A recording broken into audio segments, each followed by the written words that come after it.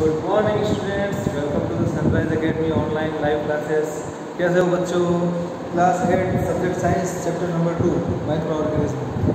इस चैप्टर को हम लोगों ने ये रिसेंटली स्टार्ट किया था बच्चों, और प्रीवियस क्लास में हम लोगों ने माइक्रो ऑर्गेनिज्म कैसे होते हैं, क्या होते हैं, कितने टाइप्स के होते हैं, ये सब हमने देखा था। जो भी ऑनलाइन आ चुका है एक बार जल्दी से अपनी अटेंडेंस लगवा दे रहे हैं कमेंट करके बच्चों। यस, अब हम लोग इस चैप्टर को वापस स्टार्ट कर रहे हैं बच्चों आगे से। आज का टॉपिक हमारा ये रहेगा, where do microorganism live और लाइव। माइक्रो ऑर्गेनिज्म जो है बच्चों वो कहाँ रहते हैं, इसके ऊपर हम थोड़ी सी चर्चा करके डिस्कशन करेंगे।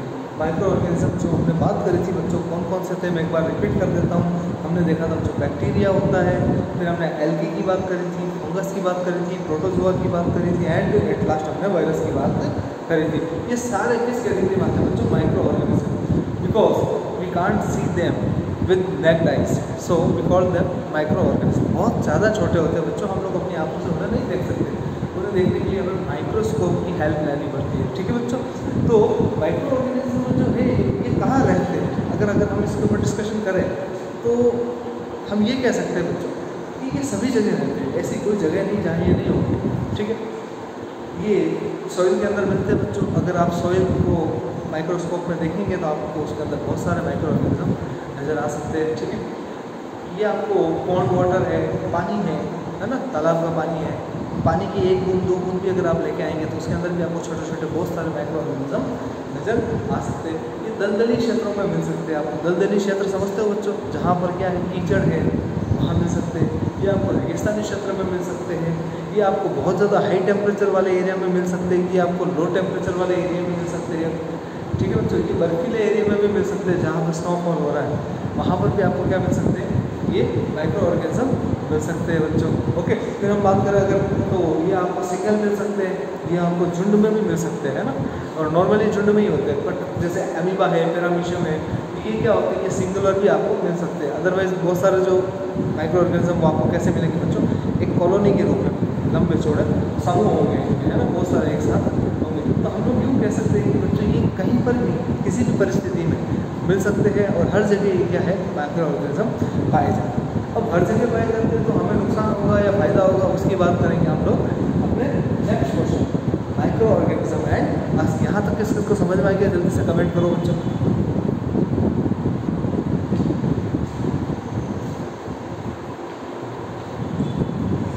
ओके, सबको समझ में आ गया? Very good. अब बच्चों हम बात करते हैं माइक्रो ऑर्गेनिज्म एंड अस। तो हम और माइक्रो ऑर्गेनिज्म हमारा आपस में क्या रिलेशन है? अच्छा रिलेशन है, ख़राब रिलेशन है, ये हमारे लिए बेनिफिशियरी है या हमारे लिए हार्मफुल है, तो ये हम लोग बात करने वाले हैं। ठीक है, तो सबसे पहले अगर मैं बात करूँ यूज़फुल माइक्रो ऑर्गेनिज्म, बहुत सारे माइक्रो ऑर्गेनिज्म जो है बच्चों वो हमारे लिए ज़्यादातर यूज़फुल होते हैं। जैसे एक एग्जाम्पल लेते हैं हम लोग, दही का जमना, प्रिपरेशन ऑफ कर्ड, इडली बना रहे हो आप, डोसा बना रहे हो, ठीक है, आपको पेस्ट्रीज खा रहे हो, केक खा रहे हो। ठीक है, मेडिसिन में हम लोग अगर बात करें बच्चों, मेडिसिन के अंदर तो हम ये कह सकते हैं कि जो एंटीबैक्टीरिया, जो एंटीबायोटिक वगैरह जो हम लोग लेते हैं, बहुत सारे फूड बनाने में हम लोग इनका यूज़ करते हैं। क्लीनिंग एनवायरनमेंट में एक प्रोसेस चलता रहता है क्लीनिंग का, तो जो सड़ी गली वस्तुएं होती है उनको ये खाकर क्लीन करते हैं एनवायरनमेंट को। तो बहुत सारे तरीके से हमारे लिए क्या है, फायदे हैं। एक एक की बात करते हैं। सबसे पहले बात करता हूँ मैं इसके अंदर फॉर्मेशन ऑफ कर्ड और दही, मतलब दही बनाने में ये हमारे लिए किस तरीके से फायदेमंद है। ठीक है बच्चों, आप लोगों ने घर पर दही जमाया होगा या मम्मी को दही जमाते हुए देखा होगा। क्या किया जाता है बच्चों? सबसे पहले दही जमाने के लिए दूध को हल्का सा गर्म कर दिया जाता है, गुनगुना कर दिया जाता है। ऐसा क्यों किया जाता है? ठंडे दूध में दही क्यों नहीं जमाया जाता है? क्योंकि एक नॉर्मल टेम्परेचर होता है जहाँ पर बैक्टीरिया जो है एक्टिव रहते हैं। ठीक है ना, फ्रिज के दूध के अंदर आप रखोगे दही जमाने के लिए तो वो नहीं जमेगा। क्यों? क्योंकि वो लो टेम्परेचर पर जो दही जमाने वाले बैक्टीरिया है, जिनका नाम होता है बच्चों लैक्टोबैसिलस बैक्टीरिया, वो एक्टिवेट नहीं हो पाते हैं। एक्टिवेट नहीं हो पाते तो वो रिप्रोडक्शन नहीं कर पाते, रिप्रोडक्शन नहीं कर पाते तो वो अपनी संख्या को नहीं बढ़ा सकते, नंबर ऑफ बैक्टीरिया इंक्रीज नहीं होते हैं, और नंबर ऑफ बैक्टीरिया अगर इंक्रीज नहीं होगा तो दूध दही में कन्वर्ट नहीं होगा। बच्चों, इसलिए उसे दूध को थोड़ा गर्म किया जाता है और रेफ्रिजरेटर में नहीं रखकर बाहर ही रखा जाता है। तो उस दूध को गर्म करके उसमें हल्का सा दही मिला दिया जाता है, क्योंकि दही के अंदर ऑलरेडी लैक्टोबैसिलस प्रेजेंट होता है और ये लैक्टोबैसिलस जो है 6 से 7 घंटे के अंदर अपनी संख्या को बढ़ा देता है, रिप्रोडक्शन कर देता है और उस दूध को किस में कन्वर्ट कर देता है बच्चों, दही में कन्वर्ट कर देता है। तो आप मुझे बताओ, क्या ये हमारे लिए हानिकारक है? दही किसको नहीं पसंद है? सभी को पसंद है। तो वो बैक्टीरिया हमारी बॉडी के अंदर जा रहा है, हम लोग खा रहे हैं, बड़ा टेस्ट ले लेके लस्सी बनाकर खा रहे हैं, कोई रायता बना के खा रहा है। तो क्या हो रहा है बच्चों, ये यूज़फुल बैक्टीरिया है, हमारी बॉडी के लिए कोई नुकसान नहीं करता है। तो ये बात होगी बच्चों, दही की बात होगी। इसके बाद अगर मैं सेकंड टॉपिक की बात करूँ, इंक्रीजिंग सॉइल फर्टिलिटी। देखो बच्चों, हम लोग जानते हैं कि बच्चे जब खेलने के लिए जाते हैं तो उनके पेरेंट्स हमेशा बोलते हैं मिट्टी में गंदा हो गया, बीमार हो जाएगा, हाँ ऐसा हो जाएगा, वैसा हो जाएगा, इन्फेक्शन हो जाएगा। ऐसा क्यों बोलते हैं वो लोग? उन्हें पता है क्यों? क्योंकि मिट्टी के अंदर भी क्या होते हैं, बहुत सारे माइक्रो ऑर्गेनिज्म होते हैं, बहुत सारे माइक्रो ऑर्गेनिज्म होते हैं बच्चों। तो वो मिट्टी के लिए तो फायदेमंद है, वो मिट्टी के लिए तो क्या है बच्चों, यूज़फुल है। क्यों? क्योंकि वो मिट्टी की फर्टिलिटी को बढ़ाते हैं। किसको बढ़ाते हैं बच्चों? मिट्टी की फर्टिलिटी को बढ़ाने का काम करते हैं। बट जब हम लोग वहाँ खेल रहे हैं तो वो माइक्रो ऑर्गेनिज्म हमारे हाथ पर हो सकते हैं, हमारे मुंह पर हो सकते हैं, और उन्हीं हाथों से हमने हैंड वॉश किया, नहीं किया, खा लिया कुछ, नाक में, कान में, मुंह में उंगली लगा दी, तो वो बैक्टीरियाज जो है, या वो वायरस है, या वो कोई फंगाई हो सकता है, एल्गी हो सकता है, प्रोटोजोआ हो सकता है, XYZ कोई सा भी माइक्रो ऑर्गेनिज्म जो है वो हमारी बॉडी में चला जाएगा। तब वो हमारे बॉडी की फर्टिलिटी नहीं बढ़ाएगा बच्चों, वो हमें क्या कर देगा, कंटामिनेट कर देगा, और हो सकता है हम बीमार भी हो जाए। बट सॉइल की अगर हम बात करें तो सॉइल की फर्टिलिटी को बढ़ाया जाता है माइक्रो ऑर्गेनिज्म के द्वारा। और सॉइल की फर्टिलिटी जितनी ज़्यादा बढ़ेगी, सॉइल जितनी ज़्यादा फर्टाइल होगी, उसका जो प्रोडक्शन होगा, उसकी क्रॉप्स का जो प्रोडक्शन होगा वो उतना ही क्या होगा बच्चों, ज़्यादा होगा। तो सेकंड यूज़ भी आपको समझ में आ गया होगा कि इंक्रीजिंग सॉइल फर्टिलिटी क्या होता है। ओके बच्चों, फिर हम लोग बात करते हैं सॉइल फर्टिलिटी इंक्रीजिंग करने के साथ साथ आप लोगों ने कंपोनेंट सुने होंगे फूड के, कार्बोहाइड्रेट, प्रोटीन, फैट्स वगैरह, ये सारी चीज़ें होती हैं, ठीक है। तो इसमें अगर हम बात करें बच्चों कार्बोहाइड्रेट की, कार्ब्स की अगर हम लोग बात करें तो कार्ब्स में क्या होता है बच्चों, कार्ब्स के अंदर होता है कार्बन, हाइड्रोजन एंड ऑक्सीजन। क्या होता है बच्चों? Carbon, hydrogen and oxygen. But अगर हम लोग बात करें प्रोटीन्स की बच्चों, तो प्रोटीन्स के अंदर कार्बन, हाइड्रोजन, ऑक्सीजन के साथ में नाइट्रोजन भी होता है। क्या होता है बच्चों? नाइट्रोजन। अगर मैं आपको एक क्वेश्चन पूछूं कि सबसे ज़्यादा एटमॉस्फेयर में कौन सी गैस पाई जाती है, एटमॉस्फेयर में सबसे ज़्यादा क्वांटिटी में कौन सी गैस पाई जाती है, तो no doubt everyone will be answer that nitrogen gas is the highest in amount in atmosphere. Okay मतलब नाइट्रोजन गैस जो होती है वो हाईएस्ट अमाउंट में पाई जाती है एटमॉस्फेयर में। बट अगर आपको कोई पूछे अर्थ के ऊपर, on earth surface which kind of gas is present in highest quantity, okay, then the answer will be oxygen gas. तो बच्चों यहाँ तक किस किस को समझ में आ गया, एक बार जल्दी से कमेंट करके मुझे ज़रूर बताओ कि सर हम लोगों को यहाँ तक समझ में आ गया है। ओके बच्चों, अब मेरी बात सुनिए। ये जो नाइट्रोजन है बच्चों, एटमॉस्फेयर में नाइट्रोजन गैसियस फॉर्म में पाया जाता है, बट प्लांट जो है ना बच्चों, वो डायरेक्टली नाइट्रोजन को अपने अंदर नहीं ले सकते हैं। जिस तरीके से वो CO2 को और ऑक्सीजन को बाय स्टोमेटा, जो कि लिप में प्रेजेंट होते हैं, उनके थ्रू ले लेते हैं, बट नाइट्रोजन को वो अपने अंदर ऐसा नहीं कर सकते हैं। तो प्लांट प्रोटीन कैसे बनाते हैं, तो उसके लिए आपको एक बात बता देता हूँ बच्चों, राइजोबियम नाम का एक बैक्टीरिया होता है। कौन सा होता है बच्चों? राइजोबियम नाम का एक बैक्टीरिया होता है। ये राइजोबियम बैक्टीरिया जो फलीदार पौधे होते हैं बच्चों, लेग्यूमिनेसी फैमिली के, यानी कि मटर है और जो भी दालें होती है, उनकी जड़ों में, रूट्स के अंदर ये बैक्टीरिया पाया जाता है। और ये बैक्टीरिया क्या करता है, नाइट्रोजन गैस को खुद ले लेता है, एब्जॉर्ब कर लेता है, और उस नाइट्रोजन गैस को उसके कंपाउंड्स में डिवाइड करके इसको अवेलेबल करवा देता है, प्लांट्स को अवेलेबल करवा देता है बच्चों। तो राइजोबियम बैक्टीरिया जो कि माइक्रो ऑर्गेनिज्म है, तो ये प्लांट्स के लिए बेनिफिशियरी हुआ कि नहीं हुआ बच्चों? बिल्कुल हुआ। क्यों? क्योंकि नाइट्रोजन गैस जो कि एक प्रोटीन का मेन सब्सटेंस है, उसे ये नाइट्रेट और नाइट्राइट के फॉर्म में प्लांट्स को अवेलेबल करवाता है। अगर ये प्लांट्स के लिए यूज़फुल है, इट मीन्स प्लांट्स हमारे लिए यूज़फुल है, इसका मतलब क्या हो गया, माइक्रो ऑर्गेनिज्म हम सभी के लिए क्या है बच्चों, यूज़फुल है।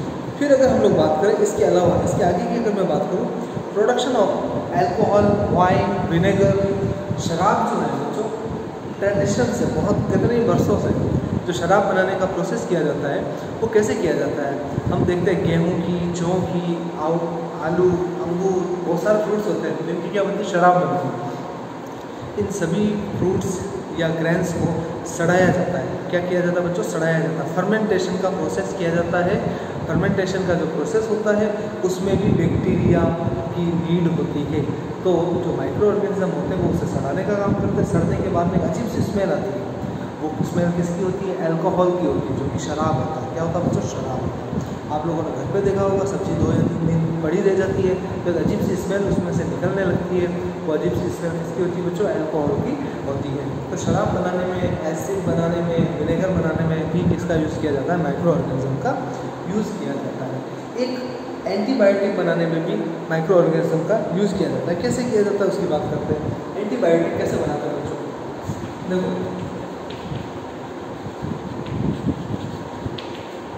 सबसे पहले एंटीबायोटिक बनाई थी पेनिसिलिन। पेनिसिलिन नाम की एक एंटीबायोटिक बनाई थी अलेक्जेंडर फ्लेमिंग नाम के साइंटिस्ट ने। किसने बनाई थी बच्चों, अलेक्जेंडर फ्लेमिंग नाम के साइंटिस्ट ने। उन्होंने कैसे बनाई, उन्होंने देखा कि एक कंटेनर, जो भी समझ लो आप, एक कोई पात्र था, उसके अंदर क्या पड़े हुए थे, बैक्टीरिया पड़े हुए थे। कुछ बैक्टीरिया से क्या थे बच्चों, कुछ बैक्टीरिया से एक्सपेरिमेंट चल रहा था। उन्होंने इस बैक्टीरिया के पास में क्या रख दिया था बच्चों, फंगस को रख दिया था। किसको रख दिया था, एक पेनिसिलियम नोटेटम नाम के फंगस को वहाँ रख दिया था। फंगस को जब उन्होंने यहाँ रखा तो इस फंगस ने इन सभी बैक्टीरिया को मार दिया। इस फंगस ने इन सभी बैक्टीरिया को मार दिया। तो वहाँ से उन्हें पता चला कि बैक्टीरिया को मारने के लिए जो फंगस है वो एंटीबायोटिक की तरह काम कर सकते हैं। तो आज भी हम लोग एंटीबायोटिक की फॉर्म में बहुत सारे फंगस से बनी हुई मेडिसिन को लेते हैं, जो हमारी बॉडी में जाकर क्या करती है, एंटीबायोटिक की तरह काम करती है। और जो बैक्टीरियाज होते हैं उनको क्या करती है, वो बच्चों डीएक्टिवेट करती है, डिस्ट्रॉय कर देती है और उनका रिप्रोडक्शन प्रोसेस रोक देती है, ताकि हम लोग जल्दी से ठीक हो जाए। अब एक बात यहाँ पर ये भी है, हमें सर्दी जुकाम हो गया बच्चों, और हम लोग जाकर बाजार से एंटीबायोटिक लेके आते हैं कि एंटीबायोटिक लेने से हम जल्दी सही हो जाएंगे। बिल्कुल गलत फहमी है सभी। सर्दी जुकाम जो होता है बच्चों, वो वायरस की वजह से होता है, राइनो वायरस की वजह से होता है। और जो एंटीबायोटिक है वो वायरस पे काम नहीं करती है, एंटीबायोटिक काम करती है बैक्टीरियाज के ऊपर। किस पे काम करती है बच्चों, बैक्टीरियाज के ऊपर। अगर एंटीबायोटिक वायरस पे काम करती बच्चों, तो आज कोरोना से हमें डरने की ज़रूरत नहीं होती। क्यों, क्योंकि एंटीबायोटिक ले लेते हैं और सही हो जाते हैं। ध्यान रखिए बच्चों, वायरस के ऊपर एंटीबायोटिक का कोई असर नहीं होता। ऐसा क्यों, क्योंकि वायरस क्या है बच्चों, एक निर्जीव प्राणी है। मतलब क्या है बच्चों, निर्जीव, मतलब वो आप यूँ कह सकते हो लिविंग एंड नॉन लिविंग के बीच का क्या है कंसेप्ट, कनेक्टिव का काम करता है। तो वो किसी की बॉडी में एंटर करता है तब जाकर वो क्या होता है बच्चों, लिविंग की तरह बिहेव करता है, अदरवाइज वो नॉन लिविंग होता है। और उसकी जो प्रॉपर्टीज़ है वो डिफरेंट होती है बैक्टीरिया से, इसलिए वो एंटीबायोटिक से इफेक्टेड नहीं होता है। ठीक है बच्चों, तो एंटीबायोटिक्स भी बनाने में माइक्रो ऑर्गेनिज्म का यूज़ किया जाता है। तो हम लोग बात करें बैक्टीरिया से रिलेटेड बहुत सारी बीमारियाँ होती हैं बच्चों, जैसे हम बात करें टीबी जो है वो बैक्टीरिया से रिलेटेड बीमारी है बच्चों। ठीक है, तो ऐसी जो बीमारियाँ होती हैं वो एंटीबायोटिक से ठीक की जा सकती है। अब बात करते हैं बच्चों हम लोग वैक्सीन की। आज का जो हमारा लास्ट टॉपिक है वो क्या है बच्चों, वैक्सीन। यहाँ तक किस किस को समझ में आ गया, एक बार जल्दी कमेंट करो और वीडियो को सब लोग लाइक कर दो जल्दी से।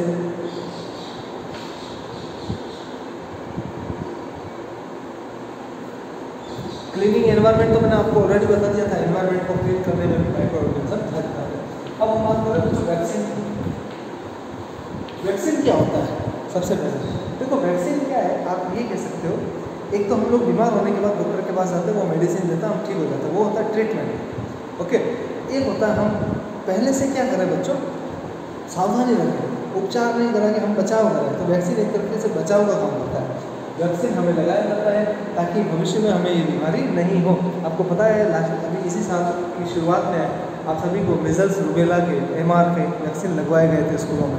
ओके बच्चों, ताकि भविष्य में आपको कभी ये बीमारी नहीं हो। तो वैक्सीन के अंदर क्या होता है बच्चों, माइक्रो ऑर्गेनिज्म ही होते हैं।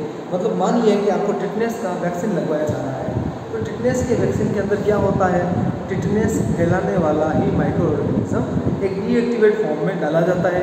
अब वो जो माइक्रो ऑर्गेनिज्म पहले से टिटनेस फैलाने वाला है वो हमारी बॉडी में जाएगा तो हमें टिटनेस हो जाना चाहिए, बट ऐसा नहीं होता है क्योंकि वो डीएक्टिवेट फॉर्म में या मरी हुई अवस्था में होता है। और जैसे ही वो हमारी बॉडी में एंटर करता है तो हमारी बॉडी में, आपको पता है WBC होती है, वाइट ब्लड सेल्स, वो उसको पकड़ती है और क्या बना देती है, एंटीबॉडी बना देती है। तब हमारे बॉडी के अंदर एक एंटीबॉडी बन जाती है उस तरह के माइक्रो ऑर्गेनिज्म के लिए। और भविष्य में जब भी कभी वो रियल में या जिंदा रूप में हमारे अंदर आया कौन माइक्रो ऑर्गेनिज्म, तो वो एंटीबॉडी उसको क्या कर देगी बच्चों, डिस्ट्रॉय कर देगी।